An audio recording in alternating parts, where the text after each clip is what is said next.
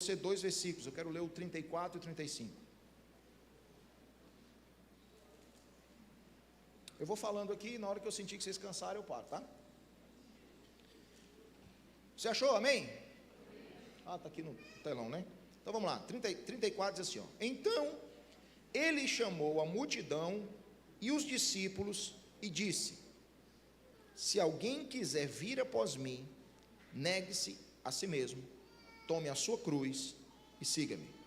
Verso 35: pois quem quiser salvar a sua vida, a perderá, mas quem perder a própria vida por minha causa e pelo evangelho, a salvará. Vamos orar? Feche teus olhos. Pai, muito obrigado pela tua palavra, muito obrigado porque a tua palavra, ela é, além de ser lâmpada para os nossos pés, ela é luz para os nossos caminhos, ela é alimento para a nossa alma. Nós nos debruçamos diante do Senhor nessa manhã, nós nos assentamos aos teus pés, queremos aprender com o Senhor, queremos aprender a respeito do Senhor, porque tu és manso e tu és humilde de coração.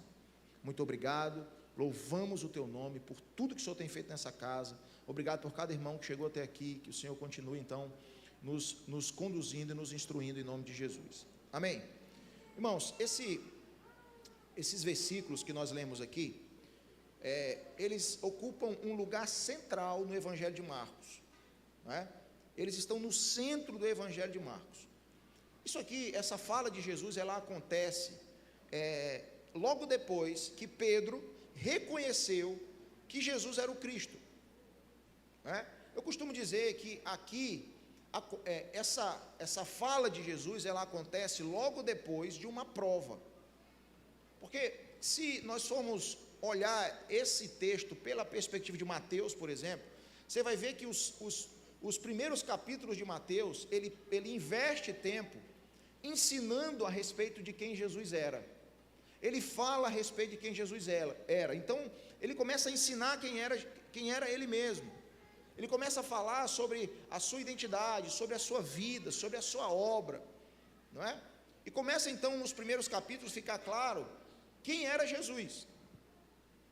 No Evangelho de Marcos é mais ou menos a mesma coisa. Após Jesus revelar quem ele era, ele faz uma prova. Mateus 16, a prova é: quem as pessoas lá fora estão dizendo ser o Filho do Homem?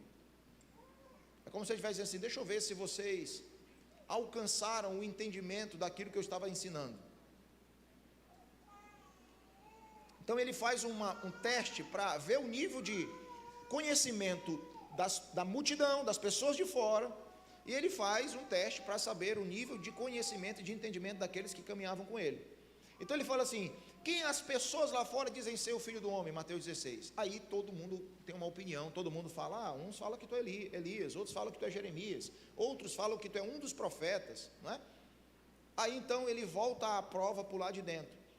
O que Jesus está fazendo aqui, irmãos, é medindo o nível de conhecimento daqueles que estavam um pouco mais distantes e daqueles que estavam um pouco mais próximos. Você consegue entender isso? Tá bom, e vocês? Quem vocês dizem ser o Filho do Homem? Ele está dizendo, a perspectiva dos de fora a gente já tem, mas e o conhecimento dos de dentro? Quem vocês dizem ser o Filho do Homem? Na primeira pergunta, todo mundo responde, um é Jeremias, é Elias. Na segunda pergunta, quando a coisa se volta para o lado de dentro, aí a coisa fica mais estreita, aí nem todo mundo fala, somente Pedro levanta e fala assim: tu és o Cristo, o Filho do Deus vivo. Então Jesus entende ali que os de dentro alcançou o conhecimento de quem de fato ele era. Não foi nem carne nem sangue que te revelou isso, foi o meu Pai. Ou seja, muito bom, vocês agora entenderam quem eu sou, e vocês também estreitaram a relação com o meu Pai. Bingo, propósito cumprido. Agora Jesus muda o nível, porque o primeiro desafio era revelar para os discípulos quem ele era, e a partir desse entendimento de que Pedro alcançou, ele então começa a falar o que ele veio fazer. Entendido até aqui? Vocês estão aqui, irmão? O que eu aprendo aqui é que não precisa muita gente alcançar o conhecimento. O texto não diz que todos os discípulos disseram: tu és o Cristo. Diante dos discípulos, um só disse assim: opa, eu sei quem você é porque o Pai me revelou. E aí qual é a resposta de Jesus diante da resposta de Pedro? Você entendeu. Foi o Pai que te revelou, e é sobre essa revelação que eu vou edificar a minha igreja. Jesus está dizendo, se uma pessoa entender, a igreja já pode ser edificada. Então não precisa uma multidão entender. Bom, o que eu vou falar aqui, para a grande maioria, não vai servir de nada. Mas se um de vocês captar o que eu quero transmitir nessa manhã, já pode haver edificação. Então, essa fala de Jesus aqui, ela é logo depois dessa prova. Logo depois que Pedro diz assim, tu és o Cristo, Filho do Deus vivo. Quando ele revela quem ele era, agora ele entende que os discípulos precisavam compreender um pouco mais. Depois que ele revela quem ele era, ele entende que os discípulos agora precisam compreender não só quem ele era, mas o que ele veio fazer. E aí agora a tônica da conversa muda. Você está aí? Agora a conversa mudou. Agora já não é mais eu sou o Cristo, Filho do Deus vivo. Agora é o que eu vim fazer. E como vocês devem se envolver naquilo que eu vou fazer. Então, Jesus primeiro revela a sua identidade, para depois começar a ensinar a respeito da sua missão. Porque não tem ninguém que pode se envolver com a missão sem conhecer a identidade. Não tem ninguém que pode cooperar com o que Deus está fazendo sem conhecer quem é Jesus. Vocês estão entendendo isso? Então, o conhecimento sobre quem Ele é precisa preceder a revelação daquilo que Ele veio realizar. Por isso que a gente nessa casa sempre te conduz para o lugar da presença. Jesus, quando chama os seus discípulos pela primeira vez, ele já não chama e envia para algo. A Bíblia diz que ele chama para si, para estarem com ele, e depois ele envia para pregar. Porque o primeiro chamado é para o conhecimento de quem ele é, para depois anunciar aquilo que você conheceu a respeito dele. Beleza até aqui? Amém? Então Jesus começa a revelar aos seus discípulos que o Filho do Homem precisava padecer. Isso aqui é chocante para aqueles que acabaram de aprender que aquele era o Cristo. Ele começa a ensinar que os discípulos, ele começa a ensinar aos discípulos que ele seria rejeitado. Então, irmãos, assim antes da gente pegar o texto e trazer para a nossa realidade, vamos lá para dentro da realidade do texto. Imagina você, cara, você acabou de receber a revelação de que você está diante do Cristo de Deus, do enviado de Deus, do Messias de Deus, aquele que viria restaurar todas as coisas, libertar o povo oprimido das mãos dos seus opressores. Você está diante desse cara que o Pai acabou de dizer para você que ele é o Cristo de Deus. Esse aí é aquele que vocês deveriam esperar. E agora esse cara que você aguarda a vida toda está dizendo para você assim: vocês sabem quem eu sou? Tá, então agora eu quero que vocês entendam uma coisa: eu vou precisar padecer, eu vou ser rejeitado, eu vou ser morto. É bem verdade que eu vou ressuscitar, mas eu vou... Então, se você olhar para o verso 31, ele fala assim, ele começou a ensiná-los: Filho do homem tem que sofrer muitas coisas, ser rejeitado pelos anciãos, pelos chefes dos sacerdotes, pelos mestres da lei, ser morto e ressuscitar 3 dias depois. Agora, você imagina o impacto que essa revelação causou na vida daqueles que aplicavam toda a sua esperança na vinda do Cristo de Deus? Qual foi a reação de Pedro? Não, tem alguma coisa errada aí, está errado, não foi para isso que você veio. Não, deixa eu te ensinar a ser o Cristo. A reação de Pedro foi tentar ensinar Jesus a ser o Cristo, foi tentar ensinar Jesus a ser o Messias. Então Pedro quer conduzir Jesus por um caminho onde a impressão que dá é que Jesus não sabia o que ele veio fazer. Mas Jesus, irmãos, sabia perfeitamente o que veio fazer. Quem não sabia eram os discípulos. Por isso quem ficou impressionado e chocado foram os discípulos e não Jesus. Então ele começa a revelar, e isso começa a chocar os discípulos, especialmente Pedro. E aí, diante dessa revelação, o que Pedro faz? Pedro repreende Jesus. E depois de repreender Jesus, ele é repreendido severamente. Verso 32. Ele falou claramente a esse respeito. Então, Pedro chamou à parte. Jesus, vem cá. Vamos lá, viaja na maionese comigo. Jesus está aqui diante do povo. Não é? Os discípulos, olha, eu vim para morrer, vou ser rejeitado. Macho, vem cá. Deixa eu te falar uma coisa. Não foi para isso que você veio não, filho. Você está doido? Como assim?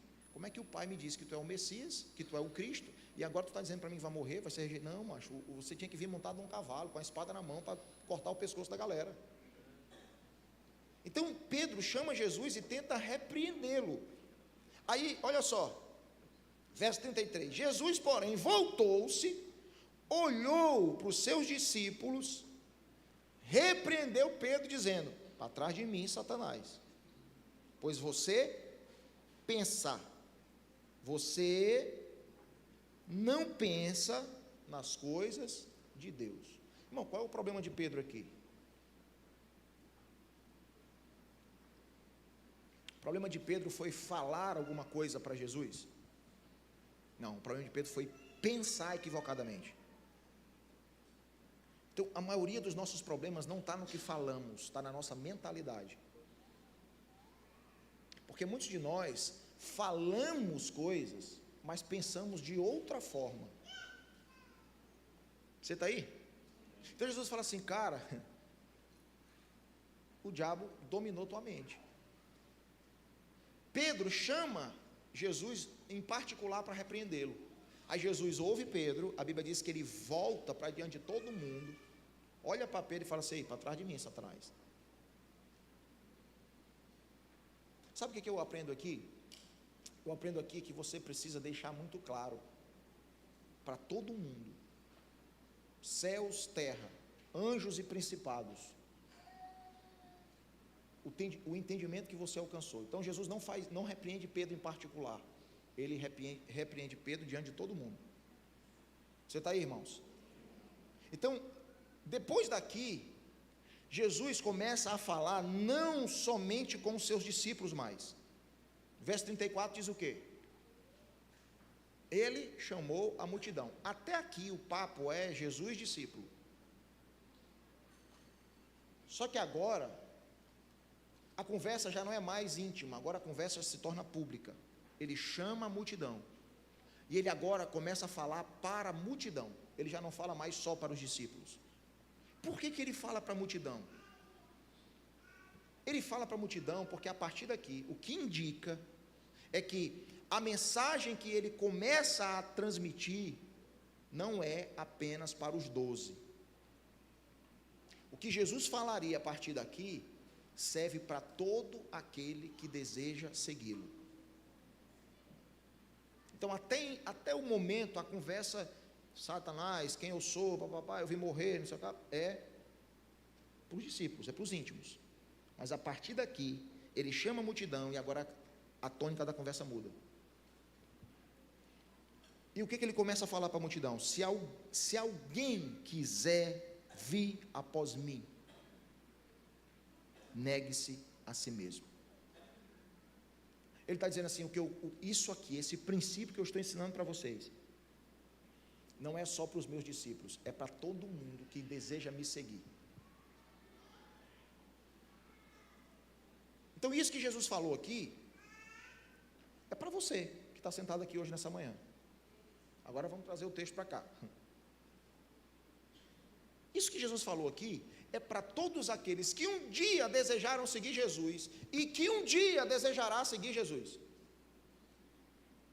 Não é só para os 12, é para a multidão, é para todos aqueles que desejam seguir. Só que a coisa começa, irmãos, com uma voluntariedade, não é imposição, é voluntariedade. É quem quiser, o reino de Deus é voluntário. Mas você pode passar a tua vida vindo para um culto domingo, e Deus não vai forçar você a segui-lo.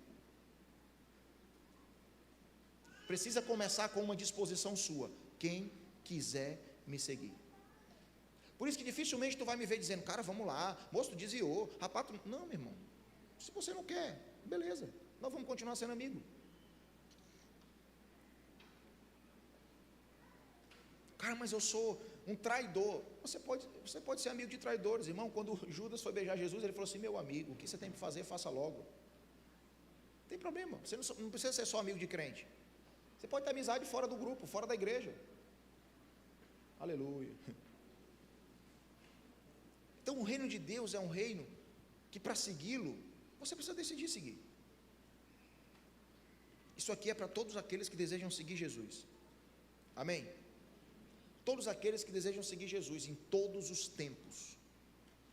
Irmão, se daqui a 10 anos alguém desejar seguir Jesus, o primeiro passo é: negue-se a si mesmo, tome sua cruz e siga-me. Não mudou o princípio. Você está aí? Porque esse aqui é um dos convites mais radicais que Jesus faz àqueles que desejam segui-lo. Esse aqui é um dos convites mais radicais de Jesus ao discipulado, a caminhada. Então aqui nós aprendemos algo precioso, irmãos, que precisa pegar o nosso coração por dentro. Sabe o que eu aprendo aqui? Eu aprendo aqui que Jesus não está buscando fãs, Jesus não está buscando admiradores, alguém que todo domingo está sentado aqui dizendo: nossa, realmente, cara, Jesus é isso mesmo, cara, ó, e volta para viver a sua vida. Não é isso que ele está procurando. Jesus não é um Deus carente, irmãos, que precisa da sua afirmação constantemente para ele continuar sendo Deus. Ele não pede a opinião dos discípulos: gente, assim, ó, eu vou morrer, mas o que vocês acham? Não, a opinião de vocês não importa, eu vou morrer, porque foi para isso que eu vim. O caminho que eu estou trilhando é um caminho de cruz e de morte. Quer me seguir? Quer? Então, pegue sua cruz. Cada um carrega sua cruz e todo mundo vai morrer nela. Quantos estão entendendo isso, irmãos? Então Jesus aqui não está buscando fãs, um fã-clube, porque o que eu olho, assim, ó, a igreja se tornou muito mais um fã-clube do que seguidor de Cristo. Nós admiramos a sua obra, nós admiramos a sua vida, nós achamos legal a maneira como ele fala, como ele trata, nós achamos muito bacana como ele viveu, mas a gente não quer viver do mesmo jeito. Então aqui ele deixa muito claro: eu não estou atrás de um fã-clube, eu não estou atrás de admiradores, eu estou atrás de seguidores dispostos a morrer para si mesmo. É o convite ainda hoje. Eu estou atrás de seguidores que estão dispostos a assumir a cruz, isso diariamente. Eu estou atrás de seguidores que estão dispostos a perder tudo por amor a mim. Eu não estou atrás de um fã-clube, eu não preciso da admiração de vocês. Querem andar comigo? Então se tornem os meus seguidores, façam o que eu estou fazendo, olhem para mim e repitam o que eu estou fazendo. Esse é o convite. Então esse chamado aqui revela, irmãos, que a verdadeira vida, ela está do outro lado da morte do seu eu. A verdadeira vida de Cristo você irá viver a partir do momento que você crucificar o seu eu. É isso que ele está dizendo aqui. Enquanto você vive do lado daqui da morte do seu eu, você não está vivendo a vida que Cristo deseja que você viva. Então é o caminho da cruz, grave isso, é o caminho da cruz que conduz você à glória. Porque primeiro ele diz que ele vai morrer, por último ele diz que ele vai ressuscitar. É como se ele estivesse trilhando um caminho: eu vou morrer, sofrer, ser rejeitado, crucificado e vou ressuscitar. Então quem quiser me seguir, irmãos, nos comunica uma exigência que Jesus faz, e essa exigência de Jesus é para ser obedecida logo no começo da caminhada. Não tem testes, não tem prova. Ele não fala assim: cara, anda um pouco comigo, como a gente fazia aqui antigamente, né? Vem vindo aí no final tu decide. Não, tem que decidir no começo da caminhada. Cara, vive tua vida, aí quando Jesus voltar, tu decide se tu quer carregar a cruz ou não. Não. É no começo. A decisão tem que ser tomada no começo. E eu vou te explicar por quê. Porque a missão de Deus, ela só pode ser cumprida por aqueles que já entregaram a sua vida por completo. Ah, mas eu quero cooperar com a missão de Deus, eu quero me envolver com a missão de Deus. Quer? Quer. Você ainda domina sobre sua própria vida? Você ainda define os seus próprios passos? É você que diz para onde vai, para onde vem. Irmãos, seguir a Deus é como pular de paraquedas. Você só se joga. Acabou o controle. Você não define onde você vai pousar. Não, eu vou me jogar, mas eu vou pousar ali, ó. Não. Não é você que define o pouso. Fala pelo menos um amenzinho só para me achar que você está gostando. Então essa decisão tem que ser tomada no começo. Não dá para ser tomada no final. E eu não estou falando aqui, irmãos, de uma decisão emocional. Eu não estou falando de você participar de um culto de domingo, onde o louvor foi legal, e as tuas emoções foram mexidas por dentro, e você toma decisões porque, como eu já falei aqui,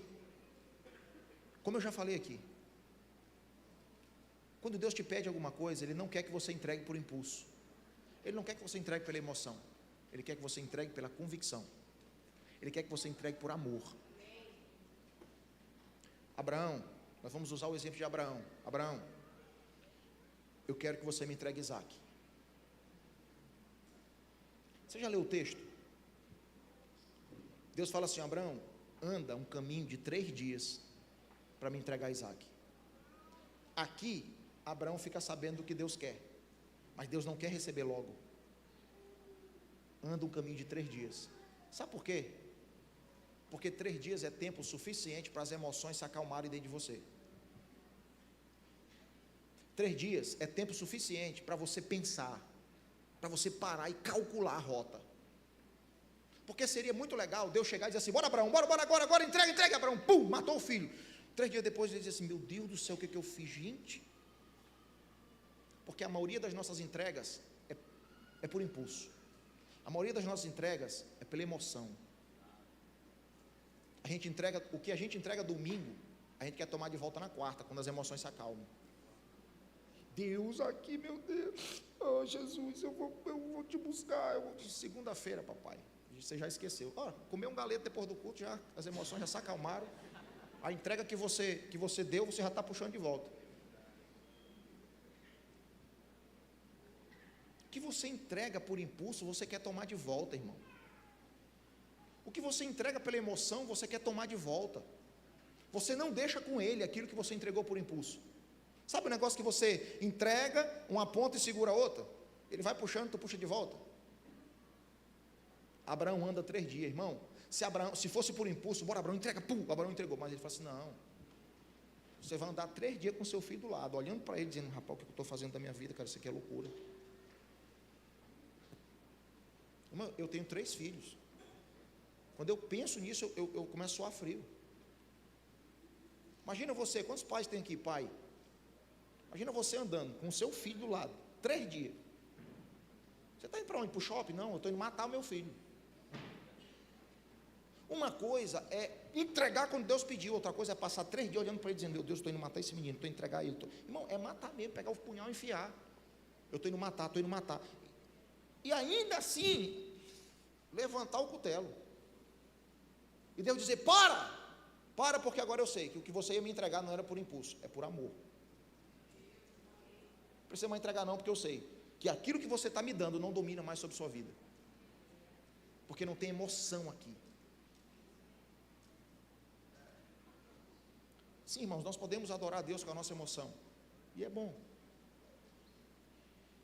mas queridos, o culto precisa ser racional. As nossas entregas têm que ser conscientes. Nós somos muito emocionados. A gente sai do culto sentindo tudo e não entendendo nada. Como é que foi o culto? Foi uma bênção. O pastor falou o quê? Cara, não sei, Deus me pegou E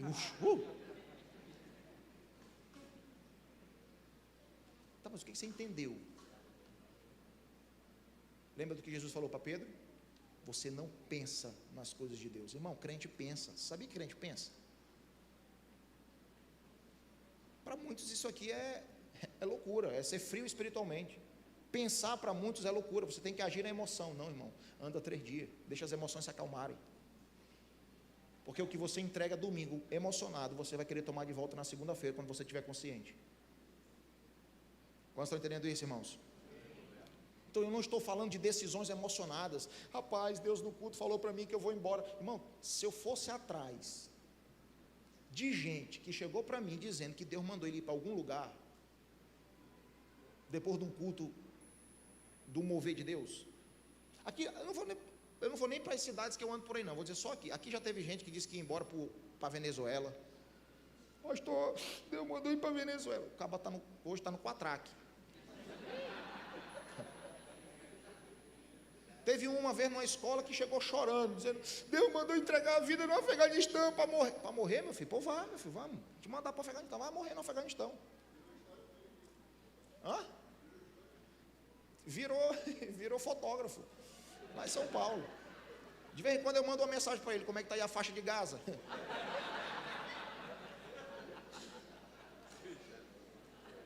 E o cara fica com raiva da gente, porque a gente não entra na onda dele. Eu não estou falando desse caso, mas vários outros casos. Teve uma vez chegou para mim e falou assim, Deus mandou eu ir para a Tríplice Fronteira. Eu digo, onde é que fica isso, macho? Tem um irmão da igreja aqui, que uma vez, ele não está mais com a gente, Matões já teve um bocado, que já foi e voltou, na emoção. Teve um que chegou uma vez e foi reclamar para Diego não está aqui. Para Diego, cara, é o seguinte, a igreja não me reconhece como missionário, estou chateado, porque Deus tem um chamado para mim, para Venezuela. Aí Diego disse, é mesmo, macho? Disse, é. Quem são os missionários da igreja? Aí o irmão falou assim, é fulano, Beltrano e Cicrano. Ele está vendo aí, nem tu te considera missionário, tu quer que a igreja te considere?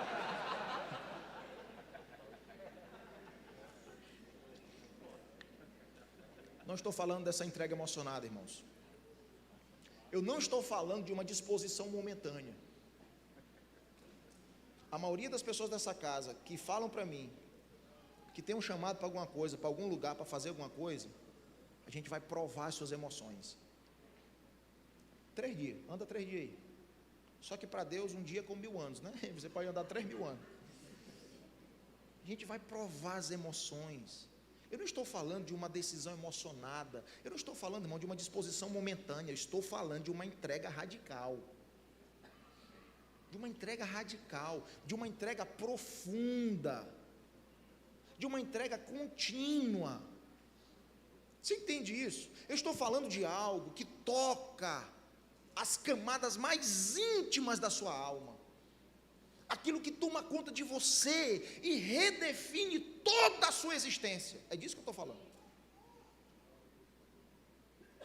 Cara, você tem um chamado para algum lugar, para fazer alguma coisa, para cooperar com Deus em alguma coisa?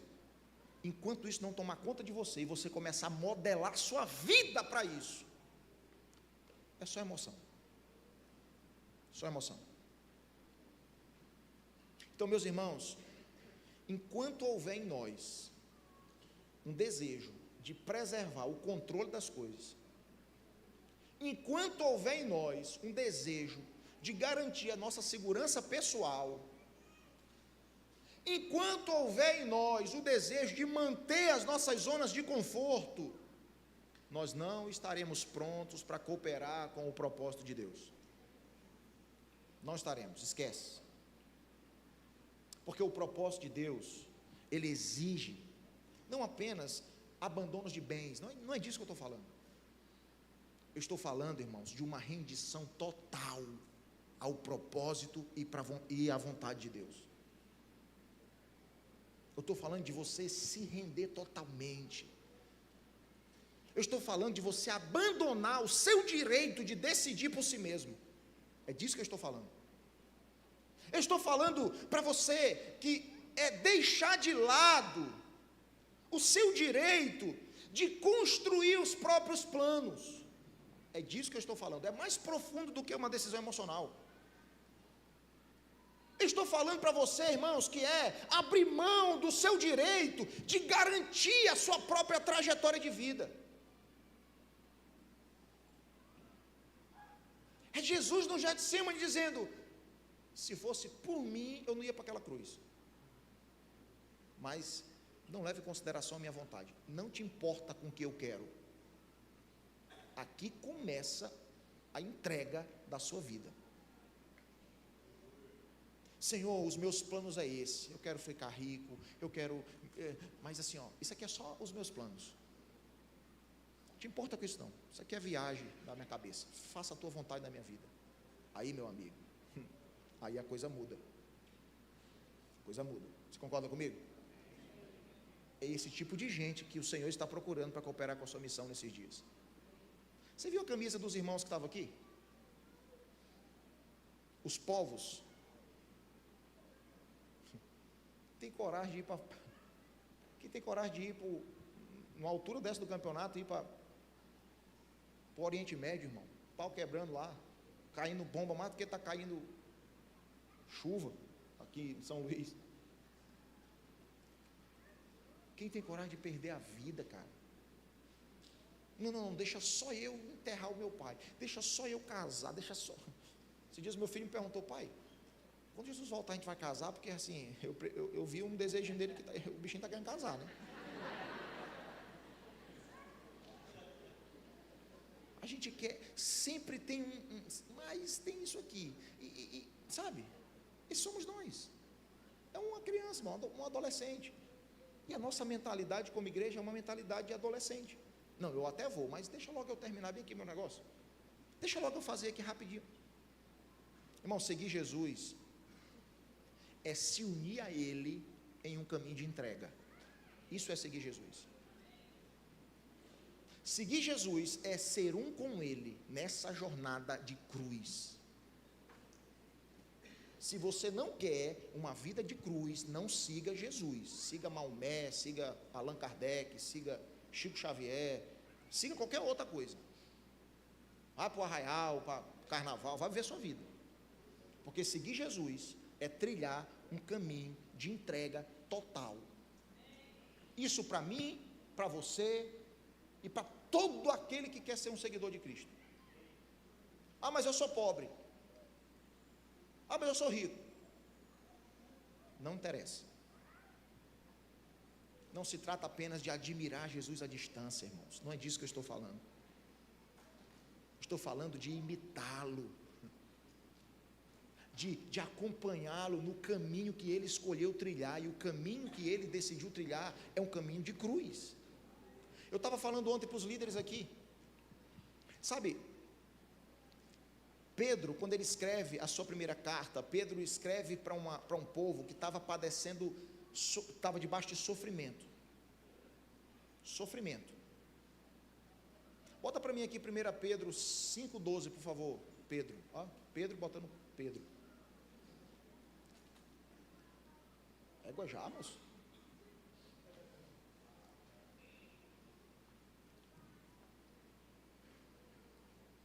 Com a ajuda de Silvano, a quem considero irmão fiel, escrevi resumidamente, encorajando-os e testemunhando que esta é a verdadeira graça de Deus. Mantenham-se. Sabe o que falta para nós? Nós somos muito bons em decidir coisas. Bom, a gente decide todo domingo uma coisa diferente. Tem gente que todo domingo está aqui na frente reconciliando, fazendo voto com Deus, todo domingo. Sabe qual é o nosso problema? Aqui, mantenham-se firmes. Todo domingo é mão. Tem gente aqui que é campeão brasileiro de reconciliação em igreja. O pastor fala assim: levanta a mão que quer reconciliar. Ele, mão. Campeão brasileiro. Mano, o que está faltando? Mantenham-se firmes. Pedro está escrevendo para uma igreja. Irmão, preste atenção, Pedro não está falando para uns irmãos que domingo de manhã saía de casa, tomava café na porta da igreja e tal, e vinha e sentava, um ar-condicionadozinho, cadeirazinha confortável. Não é para esse tipo de gente que ele está falando. Manter firme num contexto que a gente está aqui, é muito bom, é muito fácil, tranquilo. Pedro está falando para um povo que está debaixo de chicote, irmão. pressão, sofrimento. É para esse povo que Pedro está falando. E sabe, ele fala assim, gente, presta atenção, está vindo um fogo aí que vai arder sobre vocês, não pensem que isso é estranho. Cara, que doideira que ele está falando, irmãos. Não pensem que isso é estranho. Agora volta para mim aqui no capítulo 4, bota o verso 12, acho que é 12 ou é 13, deixa eu ver se é isso mesmo, capítulo 4, 12, capítulo 4, verso 12, é isso aqui, ó, 4, 12, tu botou 5, 12, aí ó, amados, Pedro está mandando, ele mandou primeiro permanecer firme, mas diante de quê? Permanecer firme diante de quê? Amados, não estranhem o fogo que surge entre vocês, para prová-los, como se algo estranho tivesse acontecendo. Pedro está chamando a perseguição, o sofrimento, a pressão, ele está chamando de fogo que surge entre vocês. Ele não está falando aqui do Xaramanaia não, irmão, do cara que fala em línguas na hora do mover, não é disso que ele está falando não, ele está falando de choque, de pressão, de sofrimento, de perseguição, é disso que ele está falando. Esse fogo que surge entre vocês, era a perseguição da época, e ele está dizendo assim, ei, calma, isso aí é normal, não pense que isso é estranho. Sabe o que Pedro está fazendo aqui? Pedro está familiarizando o povo de Deus com o sofrimento, porque ele sabe que eles teriam que padecer sofrimento para alcançar a glória. Eu falei isso aqui ontem, parece assim, ó, quando eu vejo isso, eu entro em crise, porque ou isso aqui está errado, ou o que nós estamos fazendo hoje está errado, porque a conta não está fechando, não bate. Porque a maioria dos profetas de Deus que se levanta para profetizar na sua vida, profetiza contra o sofrimento. É assim ou não é? Ô profeta, é porque minha empresa vai quebrar. Eu até usei o exemplo do Orlando aqui ontem. Orlando foi lá, fez um levantamento e viu que o negócio está feio, vai quebrar. Aí o profeta fala assim, não, você não pode passar por isso não. Durante 40 dias você vai dar 3 pulinhos, meio-dia, e rezar 2 Ave Maria, durante 40 dias, e depois disso aí tu me... O que ele está propondo? Ele está propondo uma vida sem sofrimento, ele está propondo uma vida que Jesus nunca propôs. Pedro está dizendo assim, gente, calma, não estranhe o fogo não, não estranhe o sofrimento não, porque isso vai provar vocês, não acha que isso é algo estranho, não está acontecendo nada estranho, está acontecendo a normalidade das coisas do reino. Jesus disse que ele iria sofrer, irmão, para ser rejeitado, ser crucificado. Por que nós estamos prometendo para o povo uma ausência de sofrimento que nem Cristo prometeu? Por que nós estamos prometendo para as pessoas que eles não iriam sofrer, sendo que Jesus mandou cada um carregar a sua cruz? Fuja do evangelho fácil, fuja desse evangelho falso que livra você do sofrimento. Pula fora, irmão. Conselho que eu te dou. Então ele está dizendo, gente, eu estou com o Silvano aqui, ó, sigam o mesmo exemplo, permaneçam firmes, tomem decisões e permaneçam nas decisões que vocês tomaram. Não estranhem o fogo que vem não, a pressão que vem não, isso vai provar vocês.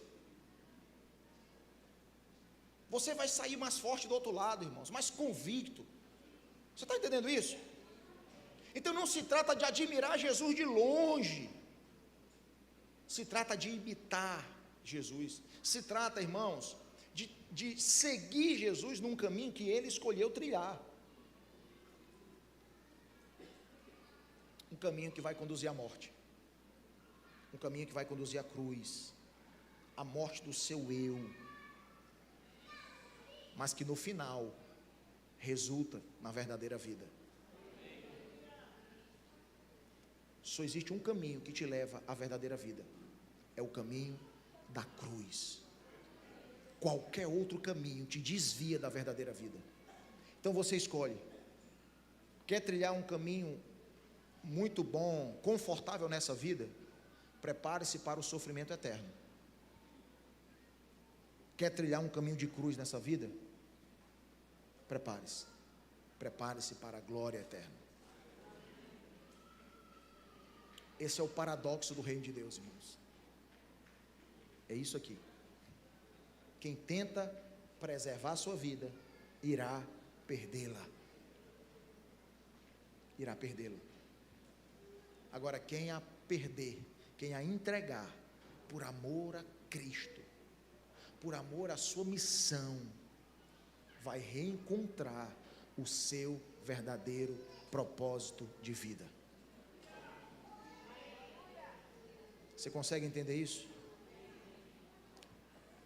Entregar-se à missão de Deus é morrer para si mesmo, é morrer para a sua própria vontade, para que a vida de Cristo possa se manifestar plenamente em você. E sabe qual vai ser o resultado? Essa vida vai se manifestar não só em você, ela vai se manifestar através de você. Porque para cooperar com a missão de Deus, precisa estar morto para a sua própria missão. Você está aí? Eu gostaria de usar Abraão como exemplo. Não vou ter tempo, não vou forçar mais, porque... Mas se você olhar para a vida de Abraão, você vai ver que logo no começo da caminhada, Abraão precisou promover rupturas para caminhar com Deus. Nós falamos aqui até domingo passado sobre a amizade de Deus com Abraão. Mas sabe qual é a proposta de Deus para Abraão? Deixar e ir. Ele propõe para Abraão uma ruptura, porque todos nós vamos ter que romper com alguma coisa para seguir Jesus. Todos nós, irmãos.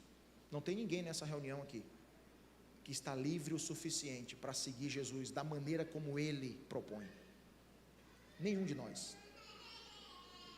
Não tem ninguém aqui nessa manhã que está totalmente solto, livre. Todos nós que estamos aqui, do mais novo ao mais velho, precisa deixar algo para poder ir. E eu não estou falando de ir para uma nação, ir para uma cidade, eu estou falando de ir para um caminho. Todos nós aqui, o chamado de Abraão: sai da tua terra, da tua parentela, sai da casa do teu pai e vai para uma terra que eu te mando. Irmãos, isso é muito mais do que uma narrativa antiga. Isso aqui é um paradigma eterno para todo aquele que quer se envolver na missão do povo de Deus. É um exemplo, irmãos.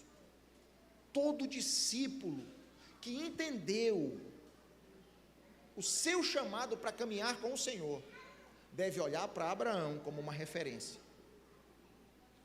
de fé, uma referência de obediência, uma referência de missão e uma referência de propósito. Cara, eu entendi que Deus está me chamando. Olhe para Abraão, você precisa deixar alguma coisa para poder ir.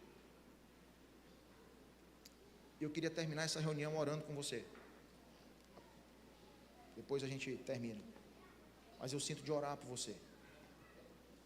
Orar por todo aquele que nessa manhã deseja de fato dizer sim para a cruz. Todo aquele que de fato nessa manhã deseja dizer sim para o convite. E o convite não é para fugir do sofrimento.